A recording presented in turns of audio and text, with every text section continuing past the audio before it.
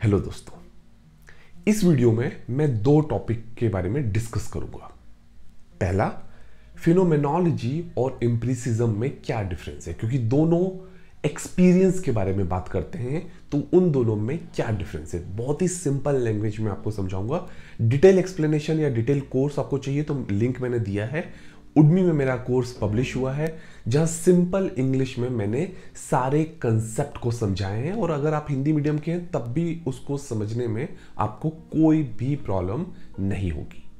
और जो दूसरा टॉपिक है वो मैं आपको बताऊंगा कैसे आप चैट जीपीटी का यूज करके अपनी प्रिपरेशन को बूस्ट कर सकते हैं। सी, मेरा ये बिलीव है कि आज के टाइम में जब हमारा एआई है और इतने सारे टूल्स अवेलेबल हैं, कॉस्टली कोचिंग में अपना समय और पैसा बर्बाद नहीं करना चाहिए।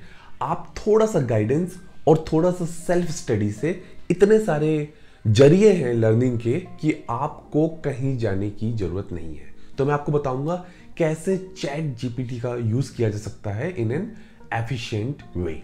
ओके, तो without any further ado let's get started. तो स्टार्ट करते हैं एम्पिरिसिज्म से। एम्पिरिसिज्म वैलिड नॉलेज के लिए ऑब्जर्वेशन या सेंस परसेप्शन पर बिलीव रखता है, सेंसेस पर बिलीव रखता है। ये बोलता है कि जो फिजिकल वर्ल्ड का नॉलेज है वो हमें सिर्फ अपनी सेंसेस से मिल सकता है। जितनी भी साइंटिफिक थ्योरीज हैं वो सारी ऑब्जर्वेशन पर बेस्ड होती है और उसके बियॉन्ड कुछ नहीं है। इसका यह भी मतलब है कि जो नॉलेज होता है वो ऑब्जेक्टिव होता है, क्योंकि सेंसेस के थ्रू जो हमें नॉलेज मिल रहा है वो सेम है। तो अगर मैं एक बॉल को देख रहा हूं और आप भी उसी बॉल को देख रहे हैं, मेरा नॉलेज उस बॉल के लिए और आपका नॉलेज उस बॉल के लिए सेम होगा। यह है एम्पिरिसिज्म। यहां भी हमने एक्सपीरियंस की बात की है, और जो फिनोमेनोलॉजी है वो भी एक्सपीरियंस के बारे में बात करता है। पर डिफरेंस क्या है, उसके लिए हमें फिनोमेनोलॉजी को समझना पड़ेगा। ओके, फिनोमेनोलॉजी जो होता है वो सब्जेक्टिव एक्सपीरियंस के बारे में बात करता है। फिनोमेनोलॉजी बोलता है कि जो परसेप्शन होता है वो हमारी कॉन्शियसनेस पे होता है, और मेरा परसेप्शन किसी चीज को लेके और आपका परसेप्शन किसी चीज किसी घटना को लेके वो डिफरेंट होगा, और हमारे एक्सपीरियंस के स्ट्रक्चर की स्टडी को ही हम फिनोमेनोलॉजी बोलते हैं। ओके, तो मैं किसी एक इवेंट को जैसा परसीव कर रहा हूं वो मेरी कॉन्शियसनेस के स्ट्रक्चर के बेस होगा।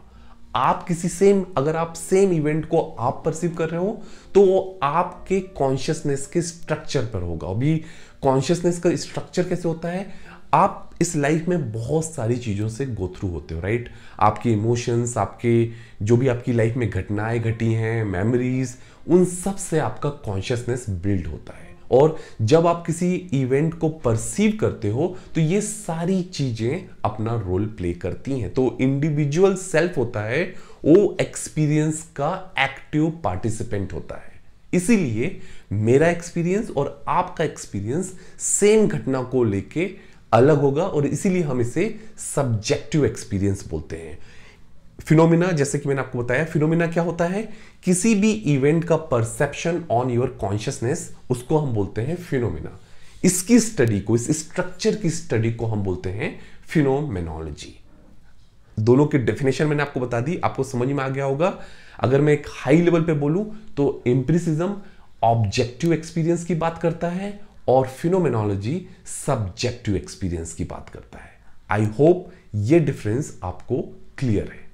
अगले पार्ट में मैं आपको बताऊंगा कैसे चैट जीपीटी का आप यूज करके सेम टॉपिक को अच्छे से समझ सकते हैं। ओके, चलिए अब बात करते हैं चैट जीपीटी की।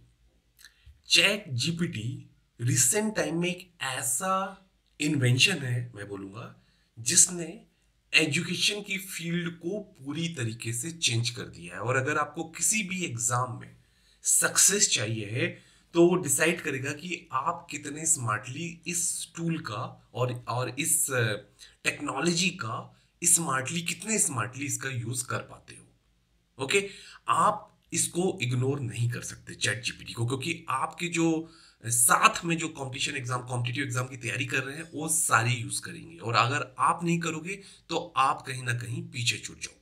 इसका एक और मतलब है कि महंगी महंगी कोचिंग्स का या फिजिकल कोचिंग्स का, जहां फिजिकली जाके अटेंड करते हो, उसका टाइम भी शायद चला गया है। क्योंकि ये जो टूल है, विथ अ लिटिल गाइडेंस, मैं बोलूंगा अभी भी आपको गाइडेंस की जरूरत पड़ेगी। अगर आप बिना गाइडेंस के सीधे चैट जीपीटी पे उतरोगे तो आप चैट जीपीटी के वर्ल्ड में खो जाओगे। तो आपको गाइडेंस चाहिए, वो बहुत मस्ट है। बिना गाइडेंस के आप चैट जीपीटी को स्मार्टली यूज नहीं कर सकते। पर एक बार अगर आपको फाउंडेशन आपकी बन गई है, उसके ऊपर का जो भी काम होगा वो चैट जीपीटी आपके लिए कर देगा। मैं आपको एक एग्जांपल देके समझाता हूं कैसे।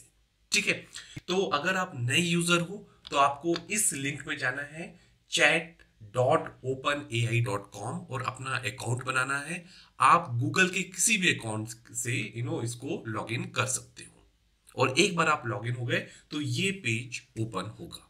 अभी मैं आपको एक एग्जांपल देता हूं। जैसे कि मैंने जो टॉपिक अभी आपको बताया, उसी टॉपिक का हम एग्जांपल लेते हैं। जैसे मैं बोलता हूं,